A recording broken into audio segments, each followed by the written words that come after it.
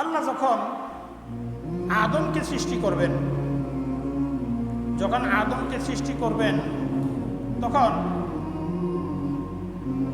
ওই আদম সৃষ্টির পূর্বে ফেরেশতাদেরকে আল্লাহ বললেন যে আমি তো দুনিয়ার জমিনে আমার প্রতিনিধি মানুষ সৃষ্টি করতে চাই। তখন ফেরেশতারা আপত্তি করলো যে ইয়া আল্লাহ, ওগো রব্বুল আলামিন, মানুষ বানাইতে চান, কিছুদিন পূর্বে জিন জাতি বানাইছেন, তারা তো জমিনে গিয়া ফিতনা ফাসাদ তৈরি করছে। এখন নতুন করে মানুষ বানাইবেন, তারা আবার ফিতনা ফাসাদ তৈরি করবে, দরকার কি?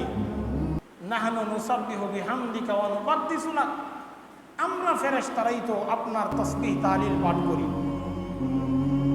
আপনার তাসবিহ তাহলিল যা প্রশংসা করা দরকার সবকিছু আমরা ফেরেশতারা করি। মানুষ বানানোর